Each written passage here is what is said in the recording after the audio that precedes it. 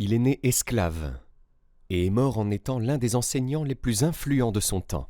Juste avant de rentrer dans le vif du sujet, assurez-vous de vous abonner à la chaîne pour ne pas louper les prochaines vidéos.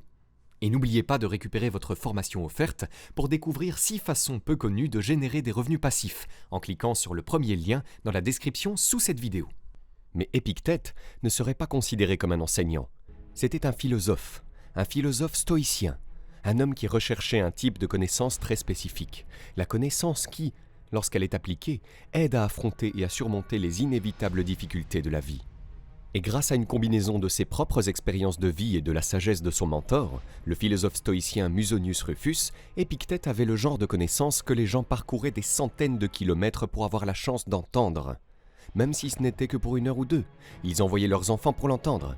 Même les pauvres, les nantis, les puissants, même le futur empereur Adrien, on leur disait qu'ils rivalisaient tous pour avoir la chance de s'asseoir et de s'asseoir au pied d'Épictète.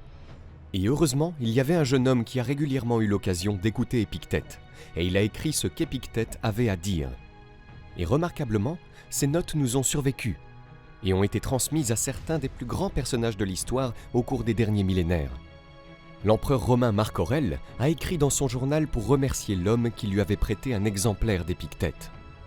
Le célèbre Theodore Roosevelt a emporté un exemplaire d'Épictète avec lui lors de son expédition incroyablement dangereuse sur la rivière du Doute. L'amiral James Stockdale avait Épictète avec lui lorsqu'il dirigeait des escadrons de chasseurs dans les combats quotidiens au Vietnam. Et c'est sur Épictète qu'il s'est appuyé lorsqu'il a dû survivre 7 ans comme prisonnier de guerre. La liste est infinie, et j'espère qu'après cette vidéo, vous comprendrez pourquoi et ajouterez votre nom à la liste des admirateurs d'Épictète. Car il était vraiment l'une des personnes les plus sages et les plus inspirantes à avoir jamais vécu. Leçon 1, notre premier travail consiste, selon Épictète, à diviser et à distinguer les choses en 2 catégories. Les éléments extérieurs que je ne peux pas contrôler, mais les choix que je fais par rapport à ce que je peux contrôler. Où vais-je trouver le bien et le mal? En moi, dans mes choix. Selon Épictète, cette seule compétence changera votre vie. L'art de faire la différence entre ce qui dépend de nous et ce qui ne dépend pas de nous. Ce sur quoi nous avons une influence et ce sur quoi nous n'en avons pas. Un vol est retardé à cause de la météo, et ce n'est pas en criant sur un représentant de la compagnie aérienne que vous mettrez fin à la tempête.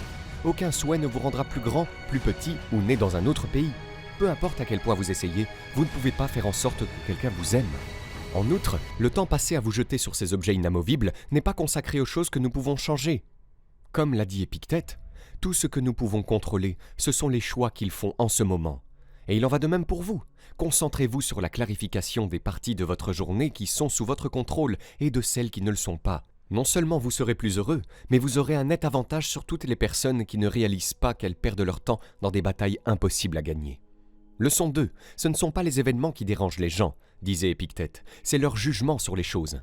Albert Ellis, l'une des figures les plus influentes de la psychologie moderne, a dit que c'est cette ligne qui a guidé le développement de la thérapie cognitivo-comportementale. Épictète disait que c'était le pouvoir le plus important que nous ayons. Quelque chose se produit, mais nous décidons que c'est injuste, mauvais ou un échec. Quelqu'un dit quelque chose, mais nous décidons que c'est offensant, présomptueux ou grossier. Si quelqu'un réussit à vous provoquer, disait Épictète, réalisez que votre esprit est complice de la provocation. Les événements sont objectifs. L'opinion selon laquelle ils sont répréhensibles n'est que votre opinion. Et vous avez toujours le pouvoir de la changer. Leçon 3. Débarrassez-vous de l'orgueil personnel, disait Épictète. Il est impossible d'apprendre ce que l'on croit déjà savoir. Épictète gardait les yeux et les oreilles ouverts, cherchant toujours activement des occasions d'apprendre de tout et de tous. Et c'est l'attitude que nous devons adopter jour après jour. Que nous soyons l'un des meilleurs dans ce que nous faisons ou que nous commencions à peine, cela n'a pas d'importance. Chaque personne que nous rencontrons, chaque situation dans laquelle nous nous trouvons, chaque livre que nous lisons ou chaque film que nous regardons est une occasion d'apprendre, de continuer à s'améliorer, de faire un pas de plus sur la voie du progrès. Et c'était l'une des questions préférées d'Épictète. Comment avez-vous progressé ?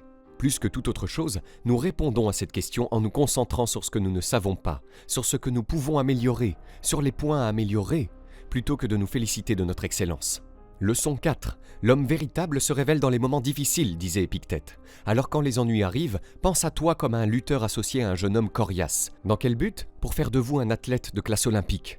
Nous pouvons considérer les difficultés de bien des façons, comme un échec, une injustice, la fin de la conversation. Clairement, ce n'était pas censé être. Nous disons « Ils ne veulent pas que je réussisse, à quoi bon essayer ?» Ou nous pouvons choisir, nous pouvons nous entraîner à le voir d'une meilleure façon, comme du grain pour le moulin, comme une chance d'apprendre l'endurance, la patience, la lutte pour la résistance, comme une chance de prouver notre valeur, comme une résistance qui rend nos muscles plus forts, comme un sparring partner. Épictète a préféré cette dernière solution et est devenu, à son époque et à la nôtre, le symbole ultime de la capacité d'un être humain à surmonter des circonstances sombres. Selon lui, il ne s'agit pas d'accepter les difficultés ou de s'y résigner, mais d'accepter de travailler avec elles, de décider d'en tirer le meilleur parti, de considérer les difficultés comme une opportunité et non comme un obstacle. Et de cette façon, nous pouvons transformer tout ce qui nous arrive en carburant, et nous pouvons être rendus meilleurs et plus forts par tout ce qui arrive. Savez-vous vraiment ce que la philosophie offre à l'humanité ? Sénèque a dit un jour « La philosophie offre des conseils ». Né au tournant du premier millénaire, à une époque de paranoïa, de violence et d'agitation politique, Sénèque avait besoin de conseils, tout comme vous en avez besoin. Il a beaucoup lu et a fini par découvrir une école de philosophie connue sous le nom de stoïcisme, fondée en Grèce quelques siècles auparavant. Dans les œuvres des stoïciens, Sénèque a trouvé ce qu'il cherchait, des conseils sur la façon de mener une bonne vie. Et bientôt, il a commencé à écrire des lettres et des essais aux membres de sa famille, à ses amis, à de jeunes talents prometteurs, partageant la sagesse qui a changé sa vie. Car rien ne me plaira jamais, disait-il, aussi excellent ou bénéfique soit-il, si je dois en conserver la connaissance, moi-même. Aucune bonne chose n'est agréable à posséder sans amis pour la partager, disait-il. Leçon 5. Il y a plus de choses susceptibles de nous effrayer, écrivait Sénèque, que de choses susceptibles de nous écraser. Nous souffrons plus en imagination qu'en réalité. La vie de Sénèque était pleine de souffrances. Il est né avec une maladie pulmonaire chronique. Il a vécu les règnes des 5 premiers empereurs, chacun étant de plus en plus dérangé et violent que le précédent. Il a été exilé et a tout perdu à 2 reprises. Et pourtant, malgré toutes ces souffrances, son conseil était que la seule chose dont nous devrions nous inquiéter est ce dont nous nous inquiétons. Nous passons tellement de temps à imaginer, à nous inquiéter à l'avance, que nous nous torturons plus que la chose qui nous inquiète ne le pourrait jamais. Et ce, bien sûr, si elle se produit réellement. La chose la plus importante à retenir au sujet de la douleur et de la souffrance, disait Sénèque, est qu'elles sont inévitables, qu'on ne peut les éviter. Mais ce que nous devons éviter, ce sont les prémonitions fantômes de ce qui peut ou ne peut pas arriver. Au lieu de souffrir en imagination, concentrez-vous sur ce qui se trouve immédiatement devant vous. Restez dans le présent, restez dans la réalité. Leçon 6. L'excellence se fane sans adversaire. Sénèque a dit « Comme le feu est l'épreuve de l'or, l'adversité est l'épreuve des hommes forts. » Nous aimerions vivre confortablement, minimiser les inconvénients, ne pas avoir à faire ce que nous n'aimons pas faire, trouver ce que nous aimons là où nous l'aimons et ne jamais partir. Mais Sénèque a dit que c'était une sorte de piège mortel. Une personne qui n'a jamais été remise en question, qui obtient toujours ce qu'elle veut, est une figure tragique. Vous avez traversé la vie sans adversaire, disait-il. Personne ne pourra jamais savoir de quoi vous êtes capable, pas même vous. C'est pourquoi Sénèque a parlé encore et encore de l'importance de l'adversité. De ne pas seulement embrasser la lutte que la vie vous lance, mais de rechercher activement cette difficulté, afin d'être plus fort, meilleur et mieux préparé. Chaque jour, nous devrions chercher à nous mettre au défi, nous devrions faire des choix qui nous poussent, plutôt que de nous aider à nous atrophier. Et lorsque nous traversons une épreuve difficile, nous devrions être reconnaissants de la chance qu'elle a de nous aider à réaliser notre plein potentiel. Leçon 7. Associez-vous à ceux qui feront de vous un meilleur homme, disait Sénèque. Accueillez ceux que vous pouvez vous-même améliorer. Le processus est mutuel, car les hommes apprennent quand ils enseignent. La phrase de Jim Rohn, largement citée, est la suivante. Vous êtes la moyenne des 5 personnes avec lesquelles vous passez le plus de temps. James Altucher conseille aux jeunes écrivains et entrepreneurs de trouver leur scène, un groupe de pairs qui les pousse à être meilleurs. Mais la maxime de Goethe est meilleure. Dis-moi qui tu fréquentes et je te dirai qui tu es. Et Sénèque a dit que s'il y a une chose dont nous devrions faire particulièrement attention, c'est de qui nous nous entourons. Je ne ramène jamais chez moi le même caractère que celui que j'ai emmené avec moi, a-t-il dit. Il n'y a pas une personne qui n'imprime pas son caractère sur nous ou ne nous entache pas inconsciemment. Nous devons réfléchir à ce que nous autorisons dans nos vies. Nous ne pouvons pas avoir peur de couper les liens avec d'anciens environnements ou relations lorsqu'il est clair qu'ils ne nous servent plus. Nous ne pouvons pas avoir peur d'aller vers de nouvelles personnes ou de tenter de pénétrer dans de nouveaux et meilleurs cercles sociaux. Les enjeux sont élevés. Comme le disait Sénèque, de même que certaines maladies sautent sur ceux que nous avons touchés, de même l'esprit infecte de maux ceux qui nous sont les plus proches. Leçon 8. C'est notre plus grande erreur, disait Sénèque. Pensez que nous attendons la mort avec impatience. La majeure partie de la mort est déjà partie. Le temps qui s'est écoulé appartient à la mort. Comme de nombreux philosophes, la mort était un thème commun dans les écrits de Sénèque. Préparons nos esprits comme si nous étions arrivés à la toute fin de la vie, disait-il. Ne remettons rien à plus tard, équilibrez chaque jour les livres de la vie. Celui qui met chaque jour la touche finale à sa vie ne manque jamais de temps. Mais la plus grande contribution de Sénèque sur le thème de l'acte final de la vie est qu'il ne s'agit pas réellement d'un acte final. La mort, Sénèque s'en est rendu compte, n'est pas quelque chose qui nous attend dans un avenir incertain. Il s'est rendu compte que nous mourrons tous les jours. Le temps que vous avez passé à écouter cette vidéo, vous n'êtes mort que depuis quelques minutes. Aucun jour, aucune minute, aucune seconde, une fois mort, ne peut être ressuscité. Ce n'est pas que nous ayons peu de temps à vivre, disait Sénèque, mais que nous en gaspillons beaucoup. Il n'y a donc une seule chose à faire, vivre immédiatement.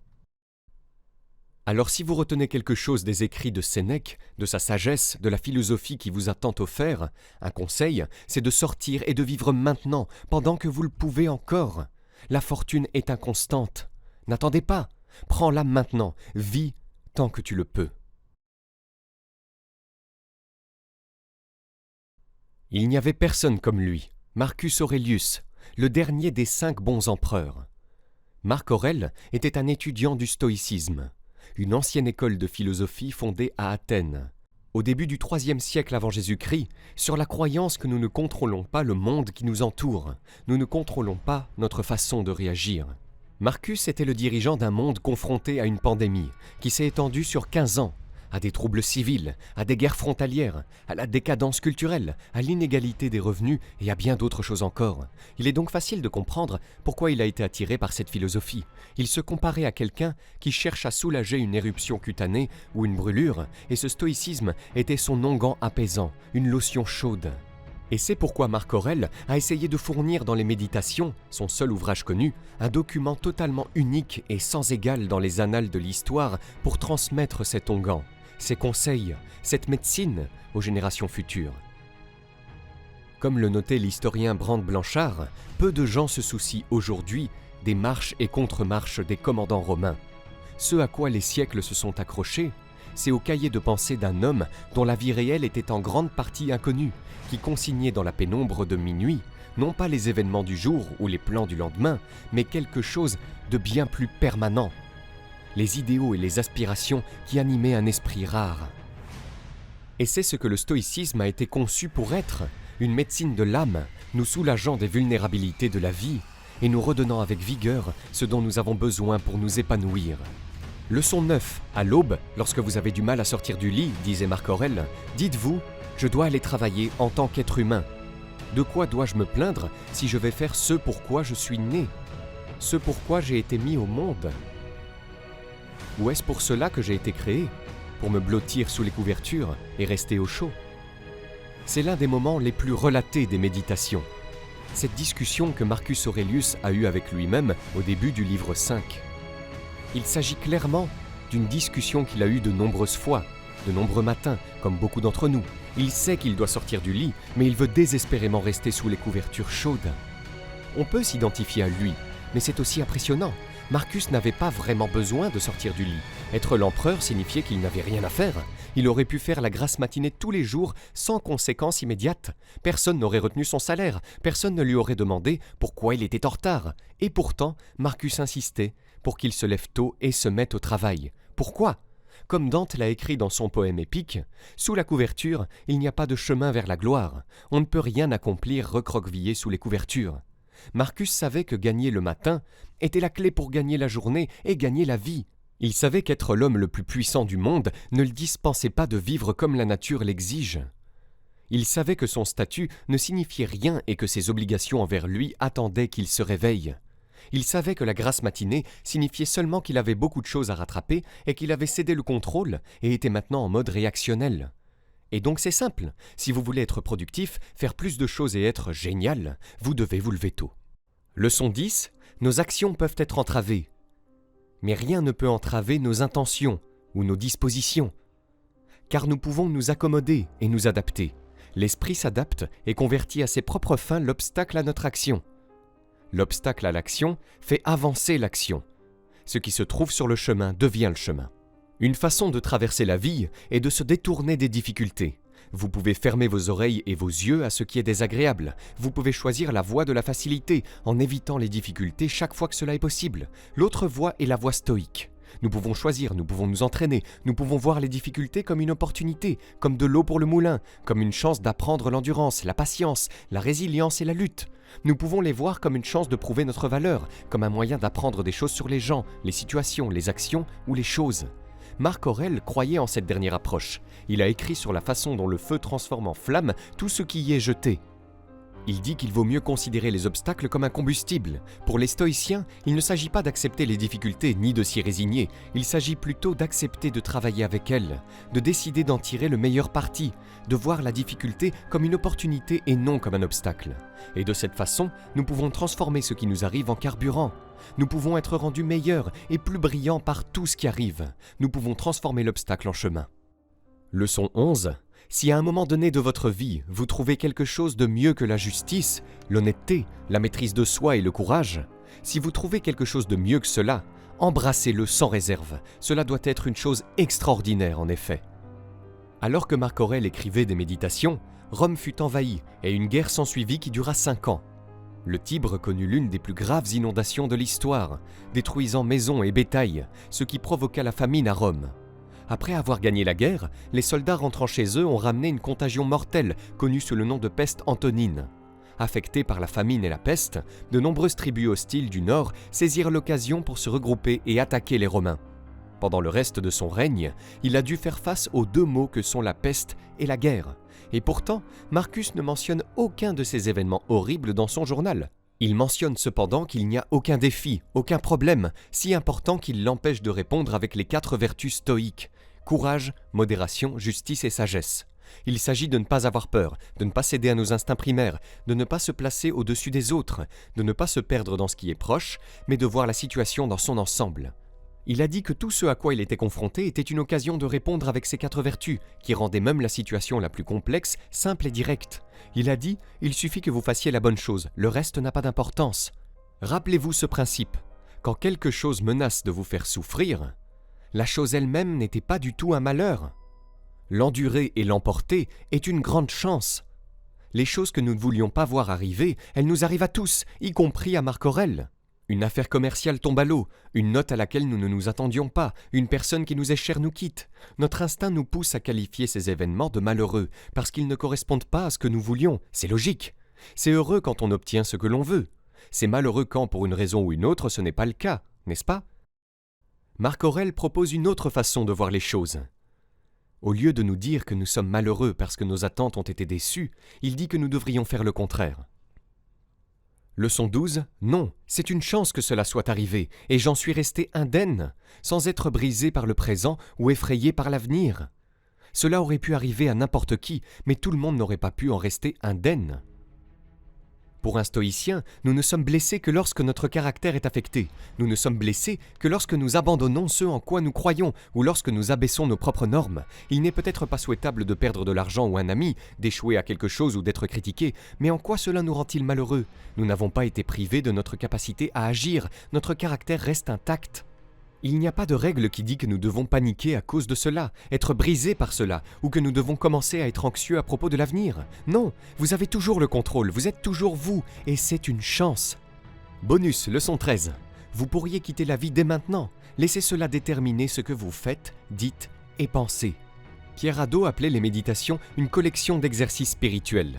Et il n'y a pas d'exercice que Marcus fasse plus que de méditer sur sa mortalité. Ce sont peut-être ses propres problèmes de santé qui lui ont fait prendre conscience de la mort de façon si aiguë. Peut-être est-ce la perte de son père à un âge précoce. Peut-être est-ce la perte de 8 enfants. Peut-être est-ce la peste antonine qui a tué quelque part entre 10 et 18 millions de personnes. Peut-être est-ce la prise de conscience du pouvoir du memento mori.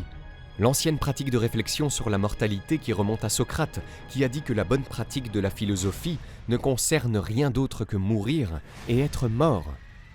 La plupart des gens reprochent au memento mori de Marc Aurèle d'être morbide ou sombre. La plupart des gens veulent éviter de penser à la mort. C'est désagréable, c'est effrayant, c'est triste. Pourquoi voudrait-on penser à une chose que l'on ne veut pas voir arriver? Tout cela ne sert à rien. Il ne s'agit pas de vous rendre anxieux sur le peu de jours qu'il vous reste. Le but est tout le contraire. Il s'agit de vous libérer, de vous inspirer. C'est la clé du bonheur qui débloque l'autonomisation, la gratitude, la charité et une attitude rondement menée à chaque instant du quotidien. Le memento mori est la secousse qui nous maintient dans le moment présent. Marc Aurèle aimait demander « Qui sur Terre penserait à sa mortalité, qu'il ne lui reste que quelques minutes à vivre sur Terre et à partir ? Oui, je devrais passer plus de temps à être bouleversé, effrayé ou déprimé. Notre mortalité n'est pas déprimante, elle est énergisante. Elle fait baisser le volume des questions inutiles, stupides et conflictuelles sur lesquelles nous gaspillons tant d'énergie. Car à la lumière de la mort, très peu de choses valent la peine de se mettre en colère, d'être stressé ou accablé. Alors continuez à vous rappeler, comme Marcus l'a fait, tu pourrais quitter la vie maintenant. Laisse cela déterminer ce que tu fais, dis et pense.